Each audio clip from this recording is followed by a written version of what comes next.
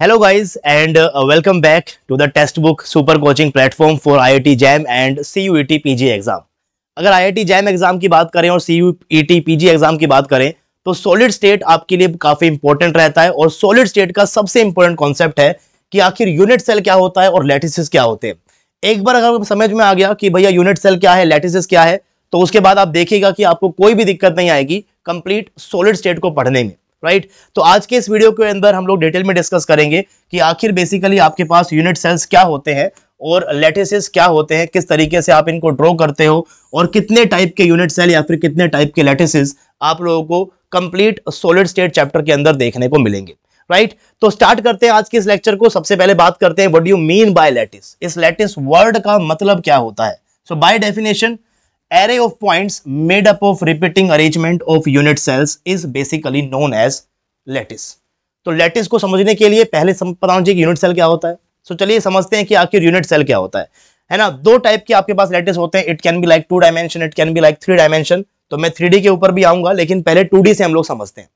Let's assume कि आपके पास एक स्क्वायर है, दिस इज अ स्क्वायर, और ये जो स्क्वायर आपके पास यहां पर है, अगर मैं इसी स्क्वायर को रिपीट कर दूं इस तरफ में भी, है ना, इस तरफ में भी, ऊपर की तरफ में भी, नीचे की तरफ में भी, यानी कि हर डायरेक्शन के अंदर अगर मैं इस स्क्वायर को रिपीट करूं तो देखो क्या होगा भैया। हर डायरेक्शन में मैंने क्या किया है, स्क्वायर को रिपीट कर दिया है। ऊपर की तरफ भी कर दिया है, यहां भी कर दिया है, यहां भी कर दिया, यहां भी कर दिया, यहां भी कर दिया, यहां भी कर दिया, यहां भी कर दिया, यहां भी कर दिया। तो आपके पास यहां पर एक अरेंजमेंट बन जाता है। इसी तरीके से इस स्क्वायर को मैं और भी तरीके से अरेंज कर सकता हूं। तो मैंने और भी अरेंज कर दिए, मैं और भी अरेंज कर सकता हूं, यहां पर और भी अरेंज कर दिए मैंने। तो इस कंप्लीट चीज को हम लोग क्या बोलते हैं, इस कंप्लीट चीज को हम लोग बोलते हैं भैया lattice. This is what, this is basically known as lattice. और ये लैटिस जिस चीज को बार बार रिपीट करके बना हुआ है, यानी कि आपने बार बार क्या किया है, इसी स्क्वायर को बार बार रिपीट किया है इन एवरी डायरेक्शन, तभी आपके पास क्या बन पाया, तभी आप लोगों के पास ये कंप्लीट जो है वो लैटिस बन पाया है, right. So this is basically 2 dimension lattice, but actually में आपके पास जो कंपाउंड्स होते हैं, जो मॉलिक्यूल्स होते हैं, वो 3 डायमेंशन होते हैं। तो ऑब्वियस सी बात है एक्चुअली में आपके पास जो लैटिस होगा वो भी कैसा होगा, 3 डायमेंशन होगा। तो 2D से हमने समझ लिया है, अब बात करते हैं 3 डायमेंशन में आपके पास यूनिट सेल्स किस किस टाइप के हो सकते हैं। लेट्स अज्यूम कि आपके पास एक क्यूब है ना, राइट। यहां पर मैंने आपके सामने एक क्यूब बनाया है। क्यूब क्या होता है, क्यूब होता है जिसकी भैया आपके पास ए लेंथ मान लो, इसकी ये जो लेंथ है, ये जो लेंथ आपके पास यहां पर है और ये जो लेंथ आपके पास यहां पर है, अगर ये हाइट, विड्थ और इसकी जो लेंथ है, अगर आपके पास ये तीनों बराबर होती है तो, और सारे के सारे angles are 90 degree, this angle is 90 degree, this angle is 90 degree, this angle is 90 degree, तो ऐसी फिगर को हम लोग क्या बोलते हैं, क्यूब बोलते हैं, राइट। क्यूब के अलावा बहुत सारी चीजें आपके पास हो सकती है जिसको बार बार मैं रिपीट करके लैटिस बनाऊंगा, लेकिन पहले हम लोग क्यूब से इस चीज को समझने की कोशिश करते हैं। लेट्स से कि मैंने क्या किया, मैंने इसके आगे पीछे और कुछ क्यूब लगा दिए, मैंने और यहां पर कुछ क्यूब लगा दिए। तो ये जो कंप्लीट अरेंजमेंट आपको यहां पर दिखाई दे रहा है ना, this complete arrangement is known as lattice. ध्यान रखिएगा, कंप्लीट अरेंजमेंट को हम लोग क्या बोलते हैं, लैटिस बोलते हैं। यहां पर भी आपके पास ये क्या होगा, complete arrangement is basically what, is basically lattice. और जिस चीज को बार बार रिपीट करके आपका लैटिस बना है उसे हम लोग क्या बोलते हैं, यूनिट सेल बोलते हैं। This is what, this is basically a unit cell. और ऐसे यहां पर आपके पास एक यूनिट सेल क्या हो जाएगा, तो आप इसके अंदर से किसी भी एक क्यूब को पकड़ सकते हैं, किसी भी एक क्यूब को आप लोग यहां पर बोल सकते हैं भैया कि आपके पास ये क्या है, आपका यूनिट सेल है। तो मैं यहां पर एक क्यूब की जो आउटर बाउंड्री है वो मैंने आपको यहां पर दिखा दी है। ये क्यूब आपका बन के तैयार हो चुका है। So this is your cube. जिस क्यूब की आप लोग बात करते हैं, तो ये क्यूब आपके पास यहां पर क्या होगा, आपका यूनिट सेल बन रहा होगा। थोड़ा सा इसको हम ठीक भी कर सकते हैं भैया, यहां से ये जो है वो आपका बन जाएगा cube, and this cube is basically a unit cell now. और इसी को बार बार रिपीट करके आपके पास क्या बनेगा, कंप्लीट लैटिस आपके पास बनेगा। So now this is what, this is a unit cell. और ये जो यूनिट सेल है, ऐसा नहीं कि हमेशा आपके पास क्यूब ही होगा, it can be like hexagonal, it can be orthorhombic, it can be monoclinic. क्या डिफरेंसेस होते हैं इसके अंदर, तो हम उसको समझते हैं। ये आपके पास लेट्स से कि मैं एक यूनिट सेल बना रहा हूं, है ना, this is a unit cell. मैंने क्या किया, मैंने इस एक यूनिट सेल को यहां से उठाया और मैंने उसको अलग से बना दिया।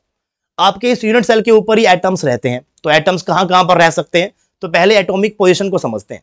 सबसे पहली जो आपको एटॉमिक पोजीशंस देखने को मिलेगी, that is basically corner positions, कि भैया किसी एक यूनिट सेल के ऊपर एटम्स कहां प्रेजेंट हो, सिर्फ और सिर्फ कोने के ऊपर प्रेजेंट हो।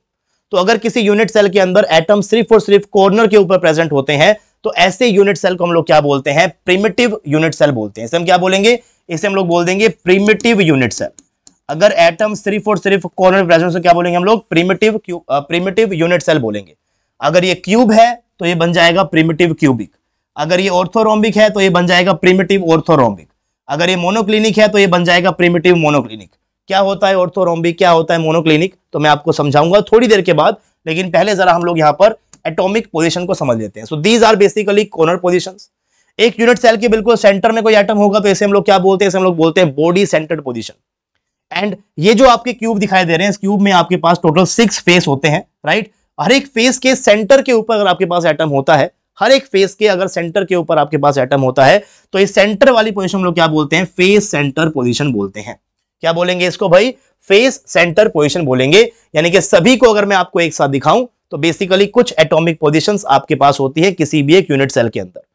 कॉर्नर पोजीशंस को हम लोग बोलते हैं कॉर्नर पोजीशंस। बॉडी के सेंटर वाले को बोलते हैं बॉडी सेंटर पोजीशन, और फेस के सेंटर वाले को पोजीशन बोलते हैं फेस सेंटर्ड पोजीशन। क्या बोलेंगे उसको भैया, फेस सेंटर्ड पोजीशन हम लोग वहां पर उसको बोल रहे होंगे। अब अगर एटम आपके पास सिर्फ कॉर्नर के ऊपर है तो इसे हम लोग बोलेंगे प्रिमिटिव आपके पास यूनिट सेल है।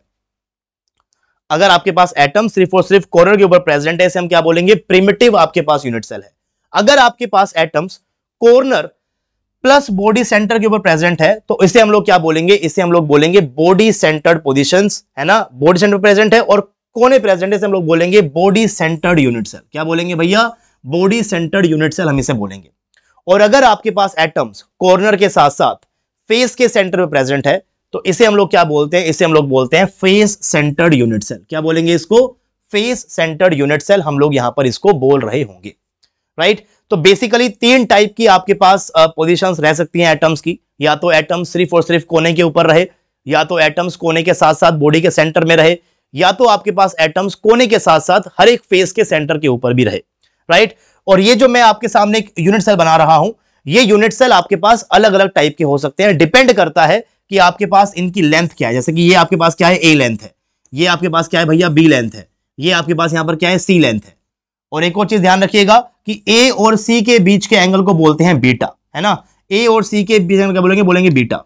बी और सी के बीच के एंगल को बोलते हैं अल्फा, और ए और बी के बीच के एंगल को बोलते हैं हम लोग क्या, गामा। तो इन्हें हम लोग बोलेंगे यूनिट सेल पैरामीटर्स। यही पैरामीटर डिसाइड करते हैं कि आखिर आपके पास ये क्यूब है ना, आखिर आपके पास ये हेक्सागन है, मोनोक्लिनिक है, ऑर्थोरोम्बिक है, क्या है वो आपको यहीं से पता चलेगा।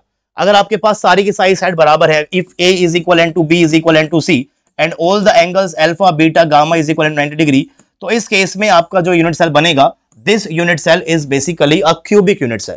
उसे मैं क्या बोलूंगा, क्यूबिक यूनिट सेल बोलूंगा। और क्यूबिक यूनिट सेल रहते हुए अगर आपके पास एटम सिर्फ कॉर्नर्स के ऊपर प्रेजेंट है तो उसे हम लोग बोलेंगे प्रिमिटिव क्यूबिक यूनिट सेल। अगर आपके पास क्यूबिक यूनिट सेल होते हुए एटम्स आपके पास कॉर्नर प्लस बॉडी सेंटर में प्रेजेंट है, उसे हम लोग क्या बोलेंगे, बॉडी सेंटर्ड यूनिट सेल। अगर आपके पास एटम्स कॉर्नर के साथ साथ हर एक फेस के सेंटर के ऊपर भी है तो उसे हम लोग क्या बोलेंगे, face centred cubic unit cell. लेकिन अगेन इन्हें हम लोग बोलते हैं यूनिट सेल के डायमेंशंस, पैरामीटर्स बोलते हैं। अगर ये पैरामीटर बदलेंगे तो आपके पास यूनिट सेल का टाइप भी बदल जाएगा।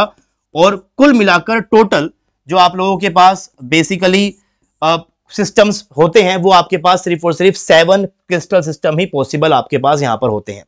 जैसे कि एक होता है क्यूबिक, ये आप लोग पढ़ चुके हो, जहां पर आपके पास तीनों साइड बराबर रहेगी, अल्फा बीटा गामा क्या रहेंगे, 90 के बराबर रहेंगे। और यहां पर 3 टाइप के लैटिसेस आपको देखने को मिलते हैं, प्रिमिटिव क्यूबिक भी होता है, बॉडी सेंटर्ड क्यूबिक भी होता है, और फेस सेंटर्ड क्यूबिक भी आपको देखने को मिलता है क्यूबिक के अंदर।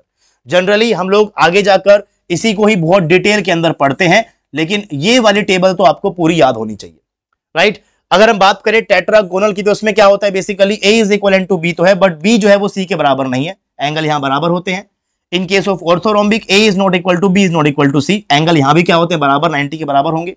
फिर आपके पास आएगा rhombohedral, A is equal to B is equal to C, है ना, alpha is equal to beta is equal to gamma, but gamma is not equal to 90 degree, है ना, angles are not equal to 90 degree.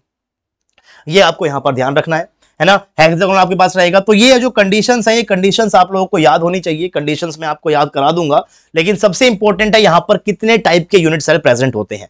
तो cubic होते हुए आपके पास primitive cubic चलेगा, body centre cubic चलेगा, फेस सेंटर क्यूबिक चलेगा।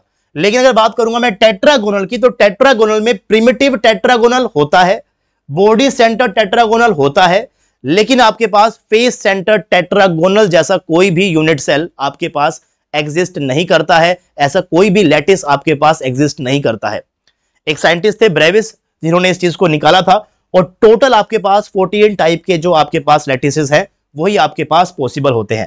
अब इसके अंदर से एक आपके पास यहां पर क्रिस्टल है ऑर्थोरोम्बिक। ये बड़ा इंपॉर्टेंट है, क्यों? बिकॉज इसके अंदर 4 टाइप के लैटिसेस आपके पास पॉसिबल होते हैं। एक होता है प्रिमिटिव ऑर्थोरोम्बिक यूनिट सेल, एक होगा body centred orthorhombic unit cell, एक होगा face centred orthorhombic unit cell, और इसके अलावा एक और आपके पास यहां पर है, इसे बोलते हैं end centred orthorhombic unit cell. तो एंड सेंटर्ड में और फेस सेंटर्ड में बेसिकली डिफरेंस क्या होता है? देखो, फेस सेंटर्ड के अंदर आपके पास एटॉमिक पोजीशंस क्या क्या थी? कॉर्नर्स प्लस हर एक फेस का सेंटर। लेकिन एंड सेंटर में क्या होगा? पोजीशन क्या क्या रहेंगी? कॉर्नर्स प्लस किसी भी 2 अपोजिट फेस के ऊपर एटम रहेंगे बस। बाकी 4 फेस के सेंटर के ऊपर एटम नहीं रहेंगे। किन्हीं भी 2 अपोजिट फेस के सेंटर के ऊपर आप एटम को लगा सकते हो। एक बार मैं आपको ये सारे के सारे क्रिस्टल्स वापस से एक बार दिखा भी देता हूं भैया, है ना? तो आप यहां पर देख सकते हो, इसको आप याद भी कर सकते हो। याद करने की ट्रिक है, आप ये लाइन याद रखिए, China to Russia has many trains. बिल्कुल इसी ऑर्डर में आपके पास यहां पर लिखा हुआ है। सी से क्यूबिक, टी से टेट्रागोनल, ओ से ऑर्थोरोम्बिक, आर से रोम्बोहेड्रल, हेक्स से हेक्सागोनल, एम से मोनोक्लिनिक, टी से ट्राइक्लिनिक। और इनको भी आप याद कर सकते हो। कैसे याद करेंगे इनको? देखो, यहां पर तीनों बराबर है, एक पे कट लग गया, 2 पे कट लग गया। यहां पर तीनों बराबर है, एक पे कट लग गया, 2 पे कट लग गया, है ना? बिल्कुल सेम पैटर्न चल रहा है। तीनों बराबर, एक पे कट, 2 पे कट, तीनों बराबर, एक पे कट, 2 पे कट। यहां पर देखो, पहले 3 केसेस के अंदर एंगल तीनों बराबर रहेंगे, 90 के बराबर रहेंगे। चौथे वाले केस में एंगल बराबर है पर 90 के बराबर नहीं है। और उसके बाद ये चीज आप लोग याद कर सकते हो, 2 चीज आपको याद करनी पड़ेगी। ट्राइक्लिनिक सबका हो जाता है because triclinic is highly unsymmetrical. A is not equal to B, B is not equal to C, and alpha is not equal to beta is not equal to gamma is not equal to 90 degree. तो ये आपके पास क्या रहेंगे? इसके parameter रहेंगे। ये आपके पास क्या होता है? बेसिकली हाईली अनसिमेट्रिकल आपके पास यहां पर ये चीजें होती हैं। तो ये आपको याद हो जाता है, इतना मैंने आपको याद करा दिया। और ये 2 चीजें बस आपको यहां से फालतू में अब याद करनी है। इसके बाद ये पूरी टेबल आपकी कंप्लीट हो जाएगी, राइट? तो आप यहां पर एक बार सारे के सारे देख भी सकते हो। देखो भैया, ये होता है क्यूबिक, ए बी सी सब बराबर होंगे, एंगल 90 होगा। This is tetragonal, orthorhombic, rhombohedral, है ना, हेक्सागोनल, मोनोक्लिनिक एंड ट्राइक्लिनिक। तो सारे के सारे मैंने आपको क्रिस्टल सिस्टम दिखा दिए हैं। हर एक क्रिस्टल सिस्टम के अंदर कौन कौन सी पोजीशंस रहती है वो भी आपको याद करनी है, तो याद करिएगा। बाकी ऑर्थोरोम्बिक के अंदर 4 लैटिस पॉसिबल है, ये आपको पता होना चाहिए। क्यूबिक तो आप बहुत डिटेल के अंदर पढ़ोगे ही पढ़ोगे, और बाकी आप लोग चाहो तो इनको याद कर सकते हो, कोई बहुत बड़ी बात इसको याद करने के अंदर नहीं है। लेकिन ये कॉन्सेप्ट पूरे सॉलिड स्टेट के अंदर आपको काफी ज्यादा हेल्प करेंगे।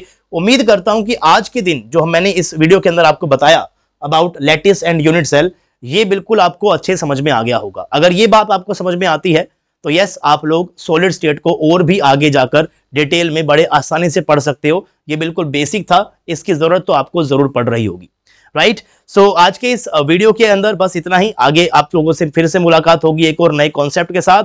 तब तक के लिए आप लोग बस पढ़ते रहिए, खुश रहिए, and happy learning to all of you guys. जाने से पहले चैनल को सब्सक्राइब जरूर करें, वीडियो को लाइक करें एंड शेयर करें अपने फ्रेंड्स के साथ भी।